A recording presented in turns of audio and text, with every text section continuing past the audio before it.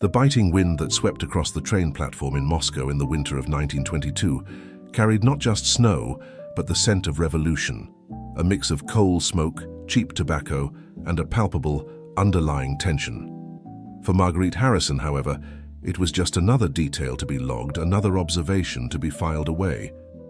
Dressed in an elegant fur-lined coat that was just worn enough not to look ostentatious, she appeared to be just another American journalist, a society woman with a thirst for adventure. It was a perfect cover. In reality, she was one of the United States' most promising and most untested intelligence operatives. Her mission was as simple as it was dangerous: to infiltrate the upper echelons of the new Bolshevik government and gather information on its military capabilities and its intentions toward the West. Her target was a man who was both a celebrated hero of the revolution and a growing enigma: General Mikhail Voronov. Voronov was not like the other coarse, fanatical leaders of the new regime. He was from an old aristocratic family, a brilliant military strategist who had betrayed his own class to join the revolution out of a sense of pure ideological belief. But the intelligence report suggested that his faith was wavering. He had grown disillusioned with the brutality and paranoia of the government he had helped create. He was a man with a conscience, and a man with a conscience, Marguerite knew, was a man with weaknesses. He was her way in. Her opportunity came a week after her arrival, at a formal reception held at the Kremlin for foreign dignitaries and press. The grand gilded halls of the Tsar's former palace now echoed with the harsh, guttural sounds of Russian political debate. It was a room full of powerful, dangerous men. Marguerite moved through the crowd with the easy, disarming grace of a woman born to high society. She smiled. She listened. She made herself seem harmless, a charming but slightly naive American journalist. But her eyes were always scanning the room, searching for him. She found him standing alone near a large window, looking out at the snow-covered Red Square. He was a tall, imposing figure, even in his simple, unadorned Red Army uniform. His dark hair was streaked with gray, and his handsome, intelligent face was etched with a deep, weary sadness. He held a glass of vodka but did not drink from it, his posture exuding an aura of profound isolation. Taking a deep breath, Marguerite began her gambit. She approached him, not directly, but with a carefully calculated indirection, allowing herself to be accidentally jostled by a passing official, stumbling slightly. "Oh, forgive me," she said, her hand coming to rest on his arm, as if to steady herself. General Voronov turned, his eyes a startlingly clear and intelligent blue, looking at her with a flicker of surprise. "It is I who should ask for forgiveness, madam. This room is too crowded for civility." His voice was a deep, cultured baritone, the voice of an aristocrat, not a revolutionary. "Not at all," she said, removing her hand and giving him a charming, slightly flustered smile. "I am Marguerite Harrison with the Baltimore Sun. I'm afraid I'm still finding my footing in your magnificent, if somewhat overwhelming, city." "It is a city in the midst of a great and terrible transformation," he replied, his gaze distant. "It has a way of making everyone feel overwhelmed." He looked at her, a genuine curiosity in his eyes. "What does a society journalist from Baltimore find so interesting about our grim socialist experiment?" "I believe that history is not made by ideologies, General, but by the people who believe in them," she said, her voice sincere. "I came here to understand the men behind the revolution, to understand what drives a man like you." Her answer was direct, intelligent, and unexpected. He had expected fawning flattery or political platitudes. He had not expected a genuine intellectual challenge. A slow, intrigued smile touched his lips for the first time. "You are either very brave or very foolish, Miss Harrison," he said. "I have been accused of being both," she replied with a disarming laugh. They stood there for a moment, a small island of quiet intellectual connection in a sea of political maneuvering. He was supposed to be her target, a problem to be solved, a lock to be picked. But as she looked into his sad, intelligent eyes, she felt an unexpected and dangerous flicker of genuine empathy. He was not just a target. He was a man, a lonely, disillusioned soul, trapped in a gilded cage of his own making. "If you truly wish to understand Moscow," he said, his voice a low murmur, You will not find it in this room of liars and politicians. You will find it in its theaters, its libraries, its people." He paused. "Perhaps, Miss Harrison, you would allow me to show you the Moscow that I once loved." It was an invitation, an opening, a far greater success than she could have hoped for on her first attempt. "I would like that very much, General," she said, her heart giving a strange, triumphant leap. The game had begun. The spy had made her first move.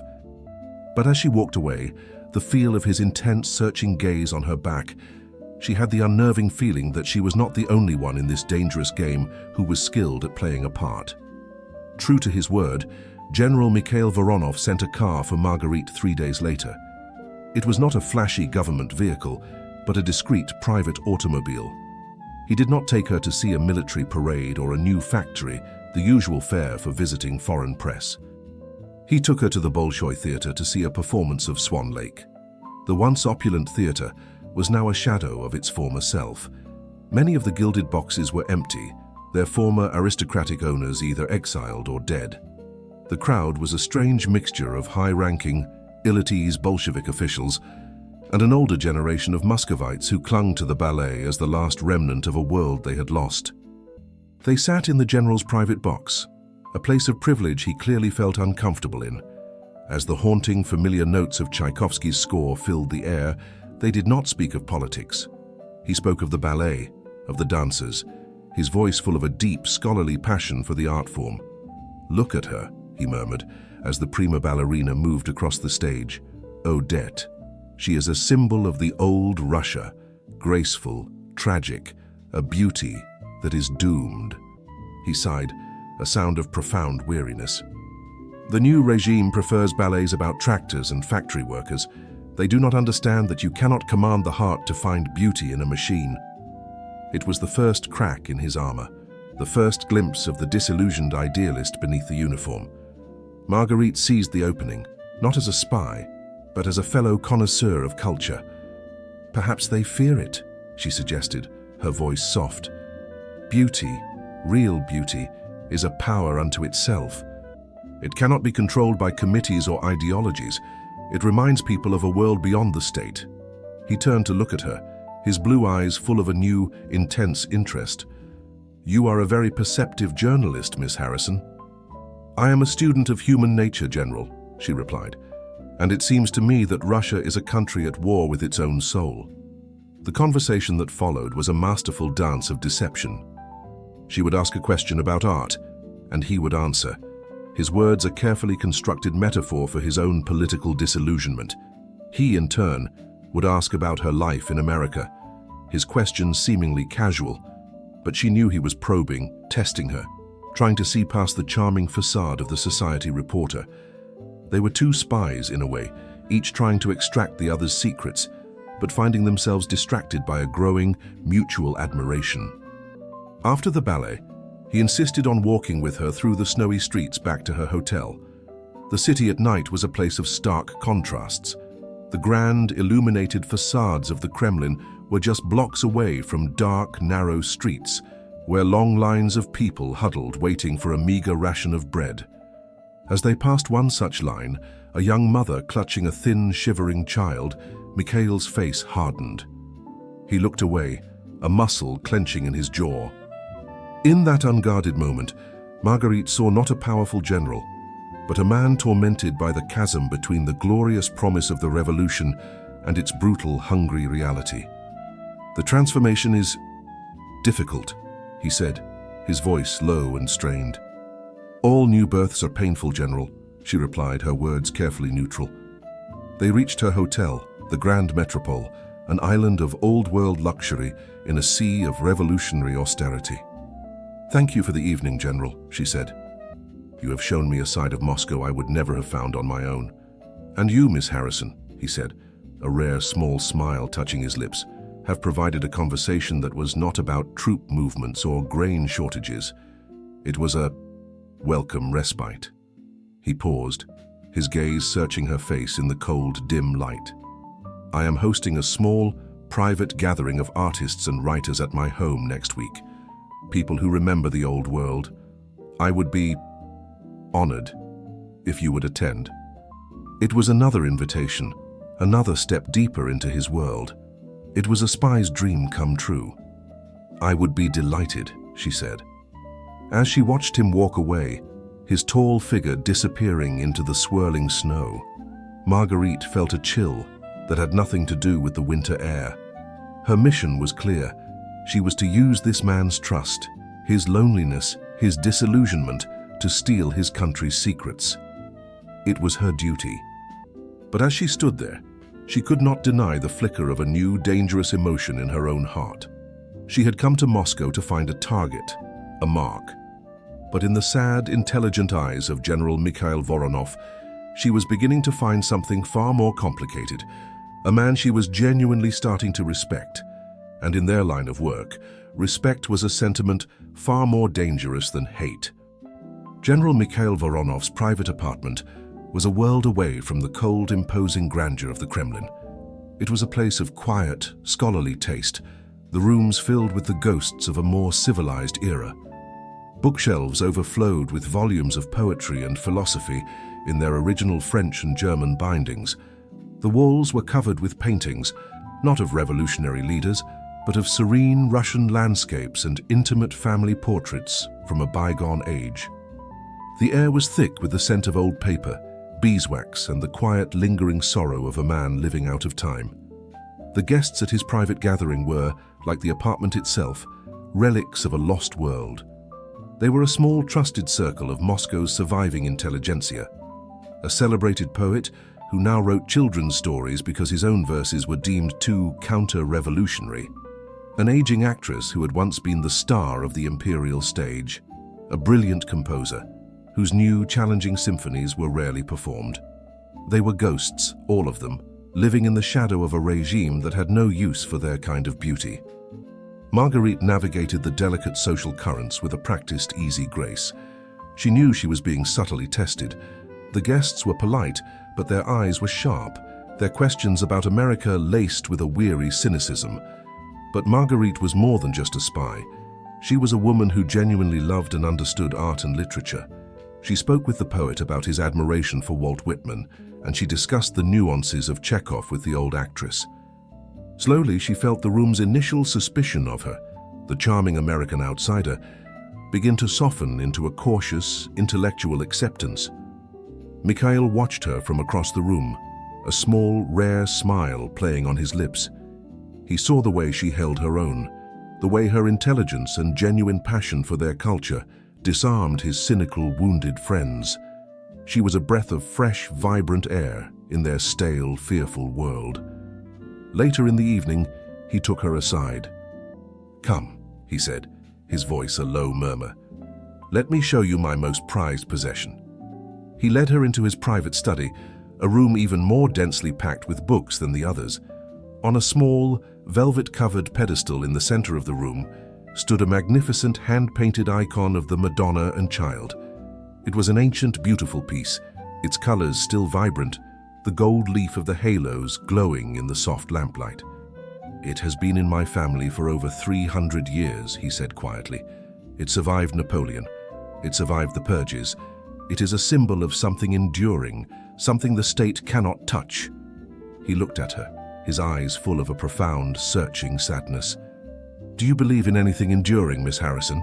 "I believe in the human spirit, General," she said, her voice soft. "I believe it has a way of surviving, even in the harshest of winters." As she spoke, her gaze drifted for a fraction of a second to his desk. Pushed to the side, almost hidden beneath a stack of books, was a military map. It was a map of the western frontier, dotted with small coded markings that indicated troop placements. Her heart gave a sudden, sharp jolt.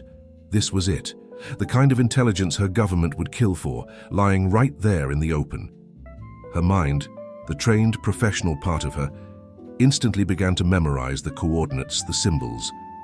But as she looked from the map back to Mikhail's vulnerable, unguarded face, she felt a wave of self-loathing so intense it almost made her sick. He was showing her his soul, his most treasured link to a spiritual, beautiful past. And she was, in that same moment, betraying him, her mind a cold, calculating machine of espionage. The conflict was a physical, twisting pain in her gut. He seemed to sense a shift in her, a sudden withdrawal. "Are you all right, Miss Harrison?" he asked, his brow furrowed with concern. "Yes," she said, forcing a smile. "It is just a very moving piece of art." When it was time for her to leave, he walked her to the door.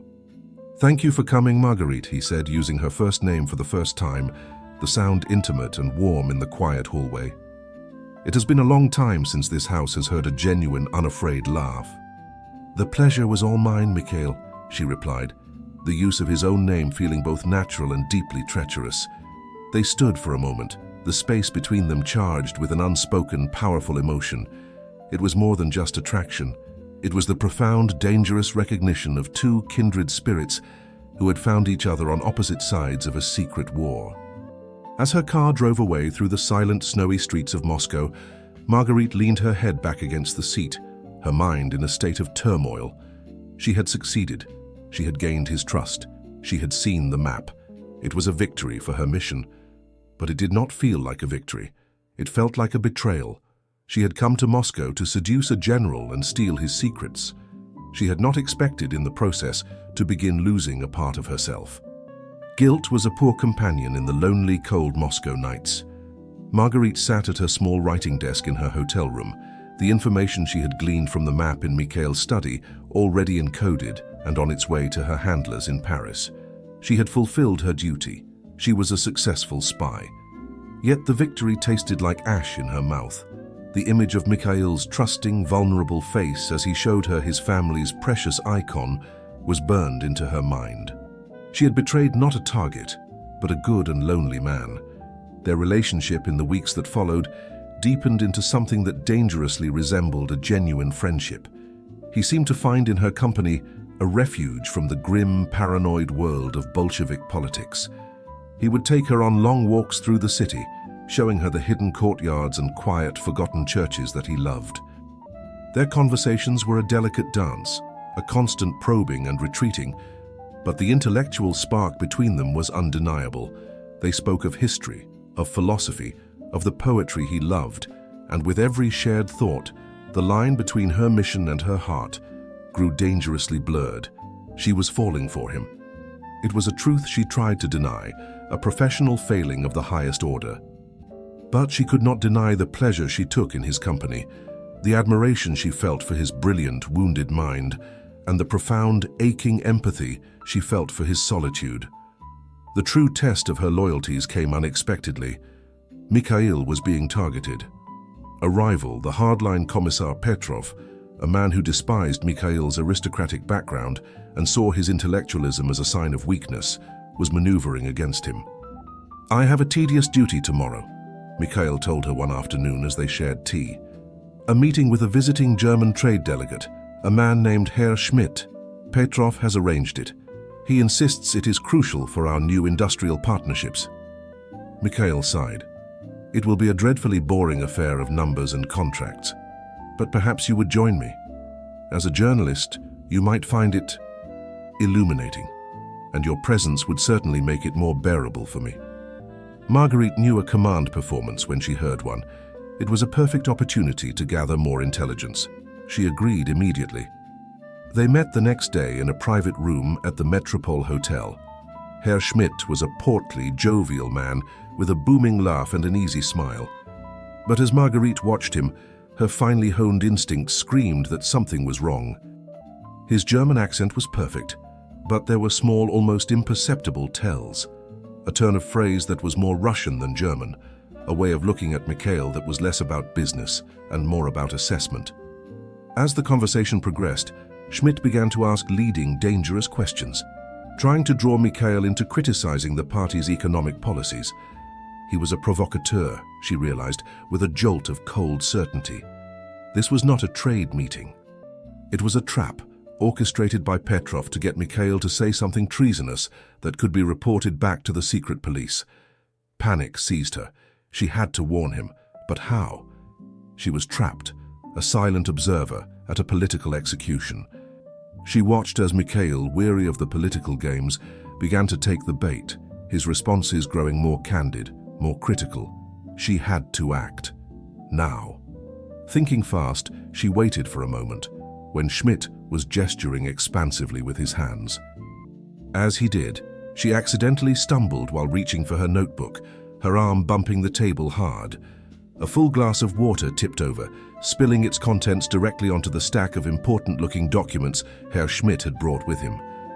"Oh, heavens, forgive me," Marguerite cried out, her face a mask of horrified apology. "How terribly clumsy of me." The meeting descended into chaos. Schmidt jumped up, shouting in alarm as he tried to salvage his soaked papers. The waiters rushed in with napkins. In the midst of the confusion, as she and Mikhail both bent down to help, Marguerite leaned close, her voice a barely audible whisper against his ear. "He is not German. It's a trap. Get out." Mikhail froze for a fraction of a second, his eyes meeting hers. He saw the urgent, sincere warning in her gaze. He straightened up, his entire demeanor changing. The weary intellectual vanished, replaced by the cool, commanding general. "An unfortunate accident," he said to the flustered Schmidt, "but perhaps a sign that we have talked enough for one day. My schedule is quite full. We will have to continue this conversation at a later date." He did not offer one. He gave a curt nod, took Marguerite's arm and steered her from the room, leaving a furious and defeated Schmidt behind. They were silent as they walked through the hotel lobby. But as they stepped out into the cold street, he pulled her into a quiet alcove, his grip on her arm firm, his blue eyes boring into hers. "How did you know?" he asked, his voice low and intense. This was the moment, the end of her mission. She had no plausible explanation, but as she looked at his face, she knew she could not betray him. Her loyalty, in that split second, was no longer to her country. It was to him. "His accent," she lied, the words coming in a rush. "My mother was from Bavaria. His accent was Prussian, but he used a turn of phrase about the weather that is only ever used in the South. It was a small thing, but it was wrong. It was a performance. It was a brilliant, plausible lie, a fabrication built on a kernel of truth." Mikhail stared at her for a long, silent moment, his mind clearly weighing her words. He did not know if he fully believed her, but he knew one undeniable fact. The charming American journalist, for her own mysterious reasons, had just saved his career and likely his life. A slow, complex smile touched his lips. "It seems, Miss Harrison," he said, his voice a low, intimate murmur, "that you are a far more remarkable student of human nature than I ever imagined." He released her arm, but his gaze held hers, a new, powerful understanding passing between them. He was now bound to her, not just by a growing affection, but by a shared, dangerous secret. And they both knew with a thrilling, terrifying certainty that their game had just become infinitely more dangerous. The foiled meeting with the false German delegate sent ripples of unseen power through the Kremlin. Commissar Petrov's influence waned, his failed trap marking him as clumsy and ineffective. Mikhail Voronov's position, conversely, was strengthened. He had proven himself to be untouchable, a man too shrewd to be caught in such a simple snare. But only Mikhail and Marguerite knew the truth. The general's salvation had not come from his own shrewdness, but from the whispered, cryptic warning of the American journalist. Their relationship was now a tightrope walk over a chasm of unspoken truths. The easy intellectual camaraderie was gone, replaced by a tense, charged intimacy. They both knew that she had saved him. They both knew that her explanation, a subtle discrepancy in a regional accent, was an elegant but flimsy lie. She was not a simple journalist, but he did not press her. He waited. He summoned her to his apartment a week later. There was no pretense of a social gathering this time. When she arrived, he was alone, standing by the window in his study, the room filled with the soft, melancholic notes of a Rachmaninoff prelude playing on the phonograph. He turned as she entered, his blue eyes searching her face. "I have been thinking about what you did for me, Marguerite," he said, his voice a low, serious murmur. "You took an immense risk. Why?" Marguerite's heart pounded. This was it, the interrogation, the end of the mission. "I believe, as I told you, that a man of your character is a valuable asset to the future of Russia," she said, falling back on her prepared lines. To see you destroyed by the petty jealousies of a man like Petrov would have been a great tragedy. He walked slowly towards her, stopping just a few feet away. "Do you know what I think?" he asked softly. "I think you are the most accomplished liar I have ever met. Your cover is perfect. Your grace under pressure is remarkable. You are, I am certain, a magnificent spy." The words, spoken so calmly, so matter-of-factly, made the blood drain from her face. She was exposed, but he continued, a sad, wry smile touching his lips. "I also think," he said, his voice dropping even lower, "that I do not care." She stared at him, bewildered. "What?" "I do not care who you work for," he said, taking a step closer. "I do not care what secrets you were sent here to find. I have spent my life surrounded by people who wear masks, the loyal Bolshevik who secretly despises the regime, the devoted friend who reports to the Cheka. Your mask is simply more beautiful than most." He reached out, his hand gently touching her cheek. "But I have seen the woman behind it. I saw her at the ballet. I saw her in this room looking at my family's icon, and I saw her when she chose to save my life.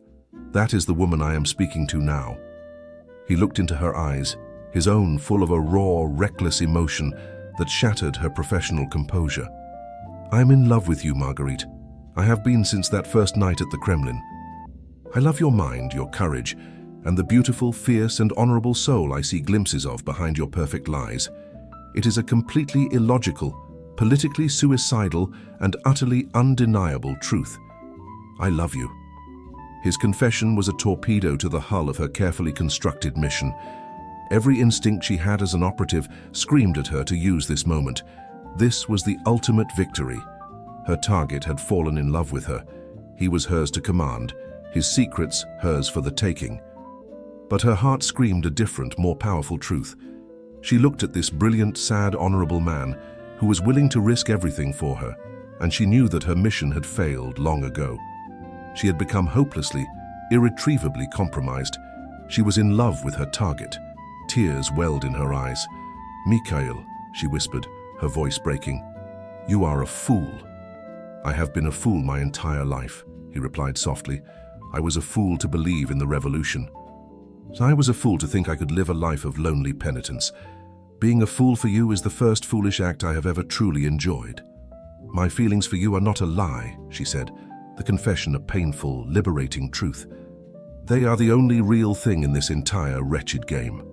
He pulled her into his arms then, and his mouth found hers in a kiss that was both a surrender and a declaration of war.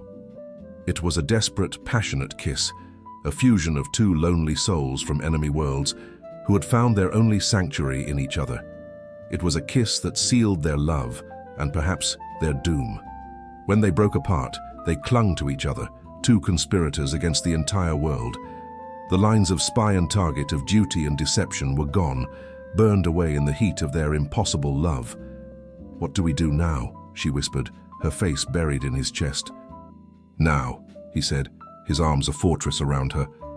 "We are no longer two players in a game. We are a side, our own. And we will face whatever comes, together." She looked up at him, at the man she was sent to destroy, at the man who now held her entire heart. The spy mission was over. The love story, with all its terrifying, beautiful dangers, had just begun. Their love affair was a secret, whispered in the heart of a city of secrets. For a few precious weeks, they existed in a stolen paradise. They would meet in the dead of night, sometimes in her heavily monitored hotel room, sometimes in the quiet sanctuary of his apartment. These were moments of profound, desperate intimacy, a world away from the political intrigue and ever-present fear that defined their lives. In each other's arms, they were not a spy and a general. They were simply Mikhail and Marguerite, two lovers clinging to a fragile peace. But the peace could not last. Commissar Petrov, humiliated by his failed trap, was a man obsessed. He knew Mikhail had been warned, and his suspicion fell squarely on the charming American journalist who seemed to have the general so thoroughly captivated. The invisible net of the Cheka, the state secret police, began to tighten around them. Marguerite was the first to feel it. The casual glances from strangers on the street that lingered a moment too long, the faint, persistent click on her telephone line, the unsettling feeling of being constantly watched. She was a professional. She knew the signs. They were being hunted. She warned Mikhail, her words a low, urgent whisper during one of their secret meetings. "They're closing in, Mikhail. Petrov is building a case. It's only a matter of time." Mikhail listened, his face grim. His own sources within the party had confirmed it. Petrov was methodically constructing a narrative of treason, with Marguerite as the foreign agent and him as the traitorous general passing her state secrets. The charge was false, but in the paranoid show trial justice of their world, the truth was irrelevant. An accusation was as good as a death sentence. They were left with only two choices: to wait for the inevitable knock on the door in the middle of the night, or to attempt the impossible, to escape. The decision was made in the silent, firelit library of his apartment, a map of Eastern Europe spread out on the floor between them. "It is a fool's errand," Mikhail said, his voice heavy. "The borders are sealed. Every road, every train station is watched." "I have faced worse odds," Marguerite replied, her voice steady, her mind already working, calculating, planning. The fear was there, a cold knot in her stomach, but it was overshadowed by the fierce, burning desire to live, to have a future with this man. The spy and the general were now a team with a single, shared mission: survival. For the next week, they used their combined skills to craft a desperate, razor-thin plan. Mikhail, with his intimate knowledge of military patrols and border defenses, identified a potential weak point: a remote, heavily forested section of the Finnish border, a place considered too wild and impassable for a crossing, especially in the dead of winter. "The patrols there are less frequent," he explained, his finger tracing a line through a desolate, empty space on the map. "But the journey to get there will be the true test. We will have to travel by a series of local, slow-moving trains, disguised, blending in with the peasants and workers." Marguerite, in turn, used her own network. She managed to get a coded message out to her contacts in Helsinki, a simple message alerting them to a possible arrival with no guarantees. Her greatest contribution, however, was in creating their new identities. She procured forged travel papers, rough peasant clothing, and a small stash of untraceable currency.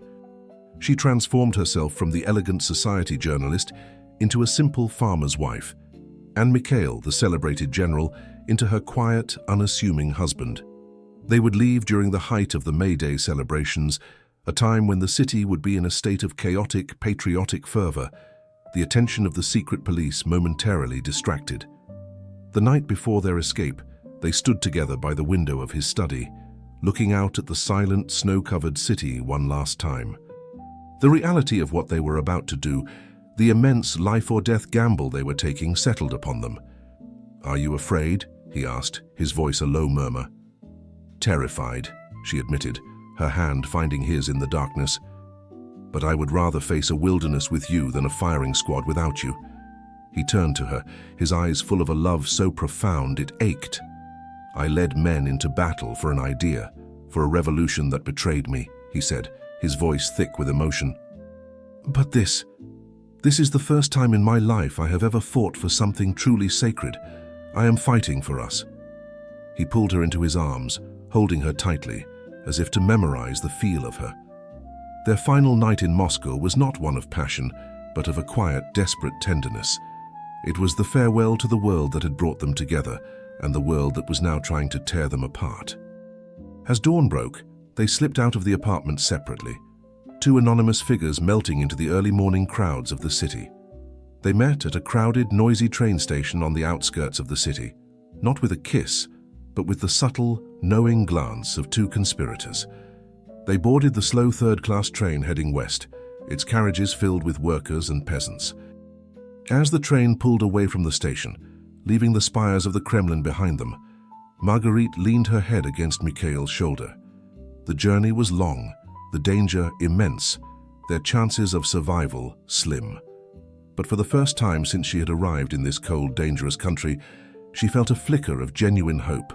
They were leaving the shadows behind, and they were walking together towards the slim, uncertain promise of the light. Their love affair was a secret, whispered in the heart of a city of secrets. For a few precious weeks they existed in a stolen paradise. They would meet in the dead of night, sometimes in her heavily monitored hotel room, sometimes in the quiet sanctuary of his apartment. These were moments of profound, desperate intimacy, a world away from the political intrigue and ever-present fear that defined their lives. In each other's arms, they were not a spy and a general. They were simply Mikhail and Marguerite, two lovers clinging to a fragile peace. But the peace could not last. Commissar Petrov, humiliated by his failed trap, was a man obsessed. He knew Mikhail had been warned, and his suspicion fell squarely on the charming American journalist who seemed to have the general so thoroughly captivated. The invisible net of the Cheka, the state's secret police, began to tighten around them. Marguerite was the first to feel it. The casual glances from strangers on the street that lingered a moment too long, the faint, persistent click on her telephone line, the unsettling feeling of being constantly watched. She was a professional. She knew the signs. They were being hunted. She warned Mikhail, her words a low, urgent whisper during one of their secret meetings. "They're closing in, Mikhail. Petrov is building a case. It's only a matter of time." Mikhail listened, his face grim. His own sources within the party had confirmed it. Petrov was methodically constructing a narrative of treason, with Marguerite as the foreign agent and him as the traitorous general passing her state secrets. The charge was false, but in the paranoid show-trial justice of their world, the truth was irrelevant. An accusation was as good as a death sentence. They were left with only two choices: to wait for the inevitable knock on the door in the middle of the night, or to attempt the impossible, to escape. The decision was made in the silent, fire-lit library of his apartment, a map of Eastern Europe spread out on the floor between them. "It is a fool's errand," Mikhail said, his voice heavy. "The borders are sealed. Every road, every train station is watched." "I have faced worse odds," Marguerite replied, her voice steady, her mind already working, calculating, planning. The fear was there, a cold knot in her stomach, but it was overshadowed by the fierce, burning desire to live, to have a future with this man. The spy and the general were now a team with a single shared mission: survival. For the next week, they used their combined skills to craft a desperate, razor-thin plan. Mikhail, with his intimate knowledge of military patrols and border defenses, identified a potential weak point: a remote, heavily forested section of the Finnish border, a place considered too wild and impassable for a crossing, especially in the dead of winter. "The patrols there are less frequent," he explained, his finger tracing a line through a desolate, empty space on the map. "But the journey to get there will be the true test. We will have to travel by a series of local, slow-moving trains, disguised, blending in with the peasants and workers." Marguerite, in turn, used her own network. She managed to get a coded message out to her contacts in Helsinki, a simple message alerting them to a possible arrival with no guarantees.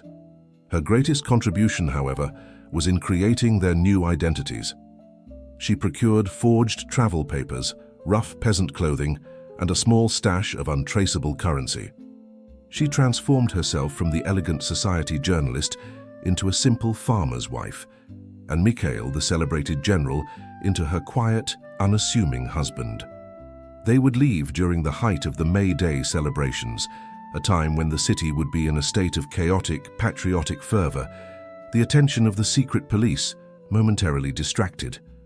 The night before their escape, they stood together by the window of his study, looking out at the silent, snow-covered city one last time. The reality of what they were about to do, the immense life-or-death gamble they were taking, settled upon them.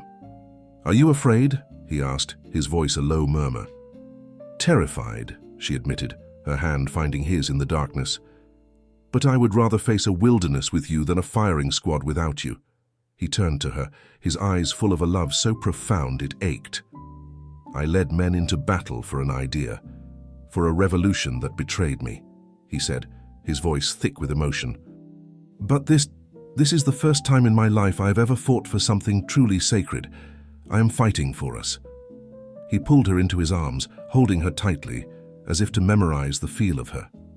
Their final night in Moscow was not one of passion, but of a quiet, desperate tenderness. It was the farewell to the world that had brought them together and the world that was now trying to tear them apart. As dawn broke, They slipped out of the apartment separately, two anonymous figures melting into the early morning crowds of the city. They met at a crowded, noisy train station on the outskirts of the city, not with a kiss, but with the subtle, knowing glance of two conspirators. They boarded the slow third-class train heading west, its carriages filled with workers and peasants. As the train pulled away from the station, leaving the spires of the Kremlin behind them, Marguerite leaned her head against Mikhail's shoulder. The journey was long, the danger immense, their chances of survival slim. But for the first time since she had arrived in this cold, dangerous country, she felt a flicker of genuine hope. They were leaving the shadows behind, and they were walking together towards the slim, uncertain promise of the light. The Finnish border patrol that found them at dawn was a study in quiet, professional neutrality. They saw not a fugitive general and a spy, but two half-frozen, exhausted travelers who had clearly been through a terrible ordeal. Mikhail and Marguerite were taken to a small warm outpost, given hot food, blankets, and a safe place to rest. The simple human kindness, a stark and overwhelming contrast to the paranoid brutality they had fled. While Mikhail slept, his weary body finally surrendering to exhaustion, Marguerite went to work one last time as a spy. Using the credentials the patrol captain had helped her access, she sent a single, heavily coded telegram to a contact at the American embassy in Helsinki. It was a short message, merely announcing her arrival and that of a high-value asset. Her mission was over. She was now a compromised agent with a Russian defector in tow. She had no idea if her country would treat her as a hero or a traitor. The response came within hours. A discreet black car arrived to transport them to Helsinki, where they were taken to a safe house. An American attaché, a man with tired, intelligent eyes, met them there. He listened to Marguerite's carefully edited report, his expression unreadable. He then spoke to Mikhail for a long time, not as a prisoner, but as a valuable source of intelligence. In the end, the arrangement was a pragmatic one. General Mikhail Voronov was a prize, a man with a deep understanding of the inner workings of the Bolshevik regime. In exchange for his knowledge, he would be given a new identity and a new life. And Marguerite Harrison, the agent who had brought him in, whose mission had succeeded in the most unorthodox way imaginable, would be quietly retired. Her service was complete. They were free. 2 weeks later, under new names and with new passports, they arrived in Paris. The city in the heart of Les Années Folles, the crazy years, was a vibrant, chaotic, and beautiful explosion of life. After the grey, oppressive silence of Moscow, Paris felt like another planet. The air was filled with the sounds of jazz, the scent of fresh bread and strong coffee, and the easy laughter of people who did not have to look over their shoulders when they spoke. They took a small, modest apartment in Montparnasse, a neighborhood teeming with artists, writers, and fellow exiles from around the world. It was an anonymous, liberating existence. He was no longer a general, and she was no longer a spy. They were simply Mikhail and Marguerite, two survivors, two lovers piecing together a new life from the wreckage of their old ones. Their days were quiet, simple, and more precious than any state secret. They would take long walks along the Seine, browse the bookstalls, and spend hours in the Louvre, standing before the art that Mikhail had so loved. He, who had been surrounded by power and politics, now found a profound joy in the simple act of buying a fresh baguette from the local boulangerie. She, who had lived a life of constant tension and deception, now found peace in the simple truth of their shared affection. One evening, as they sat at a small sidewalk cafe watching the world go by, Mikhail turned to her, his expression serious. "We have been living in a dream, Marguerite," he said, his voice a low murmur. "A beautiful, fragile dream. But I want to make it real. I want to build a foundation under it." He took her hand, his touch warm and familiar. "Our entire relationship has been defined by danger, by secrets, by the roles we were forced to play. But here in this city, we are finally just ourselves." He looked into her eyes, his own full of a love that was no longer complicated by duty or betrayal, but was simple, clear, and absolute. "I am not a general proposing an alliance. I am a man, asking the woman he loves to share her life with him. I have no empire to offer you, no grand title. I have only my heart, which has been yours since the moment I first saw you in that gilded, empty room in the Kremlin." He pulled a small, simple gold band from his pocket, a ring he had bought that afternoon in a small old jewelry shop. "Marguerite Harrison, will you do me the honor of becoming my wife?" Tears of joy streamed down her face as she looked at this incredible, honorable man who had risked everything for her. Their love had been born in a world of lies, but it had become the most profound truth of her life. "Yes, Mikhail," she whispered, her voice full of a happy, peaceful certainty. "Yes. I will marry you." He slid the ring onto her finger. It was a perfect fit. The spy and the general were gone. In their place sat a man and a woman, a husband and a wife, their future an unwritten story in the most romantic city in the world. The mission was over. The true adventure was just beginning. Their wedding was a quiet, simple affair, a world away from the gilded halls of the Kremlin or the high society pages of the Baltimore Sun. They were married on a bright spring morning at the local mairie of the 6th arrondissement, the heart of their new Parisian neighborhood. Their witnesses were two friends they had made in the expatriate community, a gruff but kind American painter and a witty French poetess. There was no grand reception, only a long, joyful luncheon at their favorite corner cafe, filled with good wine, good food, and the easy, intelligent conversation of their new artistic circle. For the first time, Mikhail and Marguerite were surrounded by people who did not care about their pasts, their titles, or their politics. They were simply artists among artists, two more souls who had come to Paris to reinvent themselves. In the quiet, blissful months that followed, they built a life together. Their small apartment in Montparnasse, with its view of the bustling rooftops, became their sanctuary.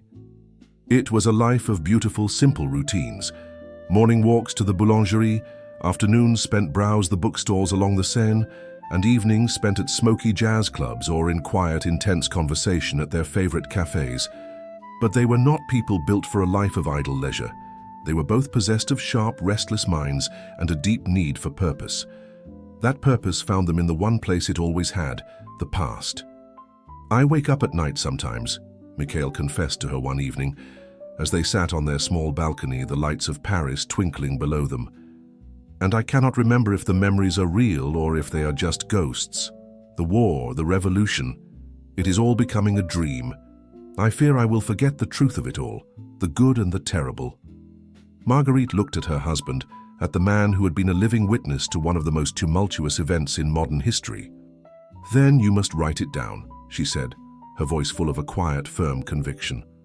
"Not as a general or a politician, but as a man. Tell your story, Mikhail, for history and for yourself. It is the only way to truly lay the ghosts to rest." And so, their new shared project began. Mikhail, the man who had spent his life making history, now began the difficult, painful work of recording it. Every morning he would sit at a small desk by the window and write, his pen scratching across the page, pouring out the memories he had kept locked away for so long.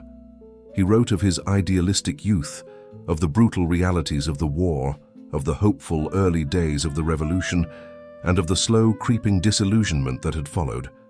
Marguerite was his first reader, his editor, his partner. She would take his raw, emotional pages and, with her journalist's skill for narrative and clarity, help him shape them into a powerful, coherent story. She was not just correcting his grammar. She was helping him make sense of his own life. They would work for hours, side by side, in the quiet of their apartment, their partnership now a deep, intellectual collaboration.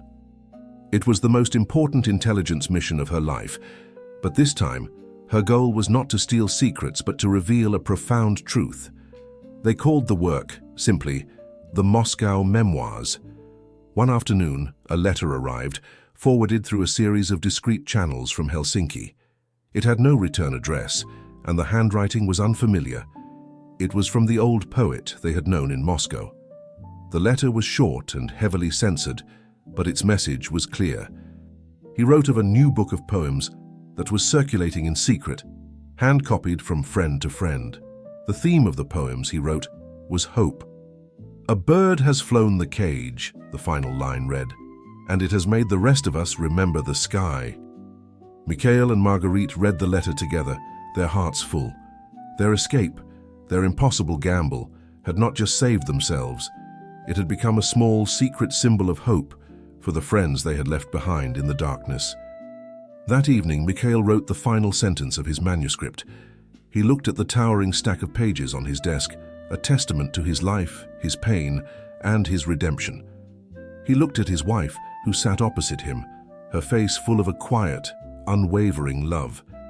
He had come to Paris a man without a country, a man with no future. But here, in this small apartment, with this incredible woman, he had found both. His new life was not defined by his past, but it had been made richer, truer, by his courage to finally face it. He was no longer a general or a spy. He was a writer. He was a husband. He was a man at peace. Mikhail Voronov's book, The Moscow Memoirs, was published in Paris 2 years after their arrival. It was not the political bombshell that the world had expected. It was something far more rare and powerful, a quiet, searingly honest and deeply human account of a man's journey through the heart of war and revolution. The book was a critical success, hailed for its intellectual honesty and its poignant, first-hand account of a world lost to history. Mikhail, the former general, had become one of the most respected voices of his generation, a man of letters. Their life in Paris settled into a beautiful, peaceful rhythm. Their small apartment in Montparnasse became an unlikely salon, a gathering place for the city's artists, writers, and thinkers. They would host long, lively dinners filled with passionate debates about art, politics, and philosophy. Mikhail, the man who had once been a recluse in his own country, was now the warm, engaging center of a vibrant intellectual community. Marguerite, in turn, had found her true calling. She was not a spy or a society journalist. She was a brilliant editor, a partner, and a muse. She worked alongside Mikhail on his writings, her sharp mind and empathetic heart, the perfect counterpoint to his own. Their greatest joy, however, arrived 3 years after their wedding, a daughter whom they named Sophie. She was a child of Paris, a child of freedom, born into a world of books, art, and unwavering love. She had her father's intelligent blue eyes and her mother's radiant, easy smile. She was the living, breathing symbol of their new life, the ultimate victory over the dark, secret worlds they had left behind. One sunny afternoon in the spring of 1932, Mikhail and Marguerite sat on a bench in the Luxembourg Gardens, watching as a 5-year-old Sophie chased pigeons with joyous, uninhibited laughter. The gardens were in full bloom, the air sweet with the scent of lilacs and chestnuts. "Do you ever think about it?" Marguerite asked, her voice a soft murmur as she leaned her head against his shoulder. "Moscow, the mission, the danger." Mikhail was silent for a moment, watching his daughter. "I think about the man I was," he said finally. "A man living in a cage of his own making, convinced that his duty was to a flawed ideology, that his life was already over. He was a fool." He turned to look at his wife, his eyes full of a love that had only deepened with time. "And then a beautiful, impossibly brave American spy stumbled into my life, and in her attempt to betray me, she ended up saving me." Marguerite smiled. "It was the most gloriously failed mission in the history of espionage." "It was the most successful mission of your life," he corrected her gently. "Your true mission was not to steal my country's secrets, but to steal my heart. And you succeeded beyond anyone's wildest imagination." She looked at their daughter, her heart full of a peace so profound it was almost overwhelming. She had been sent to Moscow with a duty to her country, but her heart had found a higher loyalty, a loyalty to love, to truth, to the family she had built with this good and honorable man. Their love story was a quiet one, a Parisian sonnet known only to them and their circle of friends.